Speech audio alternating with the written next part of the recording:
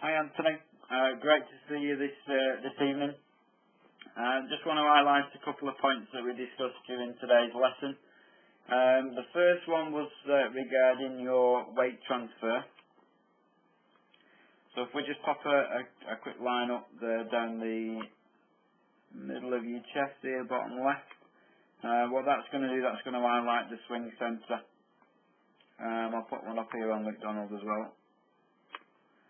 Okay, so first off was that weight transfer. Now we highlighted that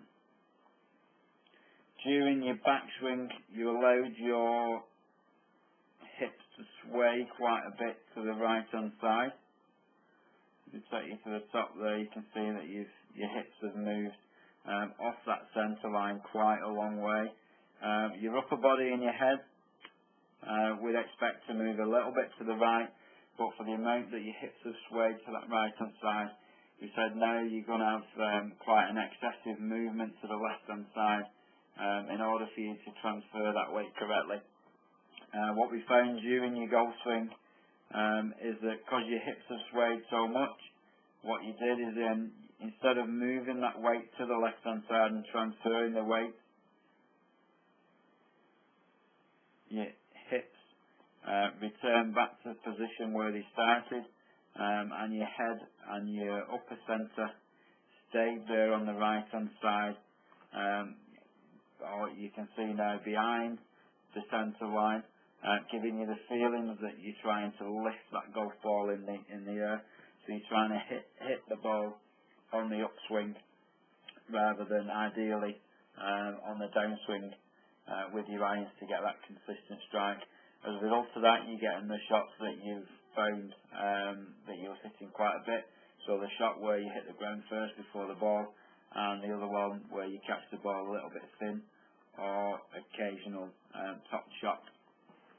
So the lack of weight transfer, or the weight being on the right hand side as you're coming into impact, is causing those two shots. Again, we'll just highlight here with McDonald as we take him to the top of his backswing. You see how his hips have stayed nice and centred. His head and his upper centre have drifted a little bit to the right hand side, again, which is fine, but his hips, the main area with his hips, have stayed very centred. Now from there he's able to make a nice simple move, very subtle movements to that left hand side of his lower body, and his legs start to push that weight across to the left hand side. You see now his left hip starts to clear out of the way, which allows him to strike down into that golf ball. So he's hitting that ball on the downswing, and he's trying to hit that ball into the floor, compress that ball between the club and the ground. And you can see as he's in the impact position, his head's nicely over that centre line, but his upper centre and his hips have moved quite a long way to the left hand side of that line. So his upper centre is probably 2 or 3 inches in front of that line, and his hips are well cleared. Again, that's allowing him to strike, to hit down onto the golf ball and create that nice consistent strike. The other area that we highlighted during the lesson was your left elbow during your follow through position. So if you look top left, we'll take you through the backswing. As we're coming into the downswing, everything's looking pretty good. Club's coming from a nice angle, and as you come into impact, the club starts to work quite quickly to that left hand side. And as we take it a little bit further, you can see as your left elbow, just circle that,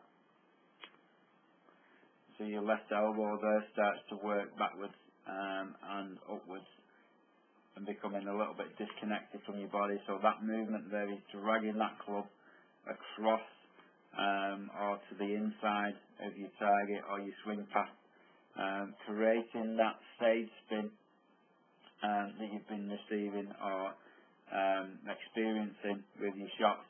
So it's going to make the ball fade to the right hand side, so you've been missing quite a lot of your targets to the right and occasionally when you have a little bit of a flick with your hands and you close that club face down, you get that pull shot that you've been experiencing also. Again, we'll have a quick look at Luke Donald here on the right hand side. Again, as he takes his club back, nice simple swing, releases the club and allows that club to continue moving down his target line. It's only once he's hit that golf ball that his club starts to work on the inside as his shoulders are rotating and his body's allowing that club now to work back on the inside. You see his hands, his right hand is rotating over the top of his left, and as we come into that same position as yourself, there's no signs of his left elbow. So he's had good rotation with his forearm, and that's allowing his left elbow and to stay nicely tucked underneath his body, keeping his arms extended and allowing that club to continue travelling down his target line, allowing him to hit that shot time after time nice and straight at his target without too much spin on the ball and too much deviations. So we gave you a couple of drills to work on. The first one was with your weight transfer. We got you to place a little bit more weight on your left hand side and straighten that right leg or lock that right leg in position to try and restrict the swaying of your hips during that backswing.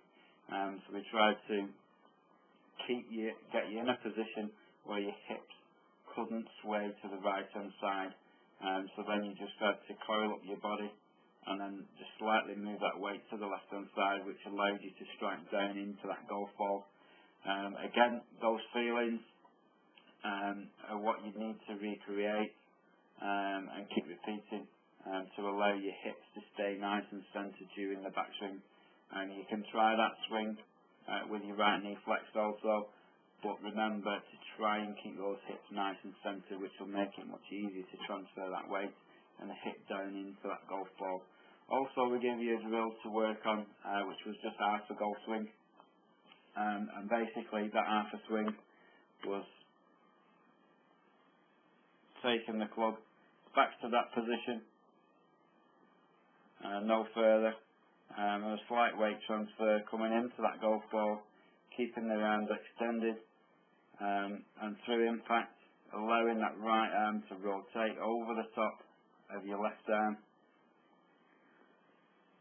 and keeping the extension through into that follow through position, but making sure that your left arm stayed tucked in, or your left elbow stayed tucked in and underneath, rather than working backwards and popping out round the back there. So the position of your right arm would be looking straight down to your target line and not to the left of your target, but the left elbow will be rotated and tucked in nicely underneath, allowing you to do that. Okay, so if you keep working on those two drills, we've got you booked in for another lesson at the end of the month. If you've got any problems between now and then, just give me a call or give me a shout at the weekends when you're up. I'm here to answer any questions that you like or any problems that you've got. I'm here to help you out with them. On the other hand, good luck with it all, and I'll look forward to seeing you again soon.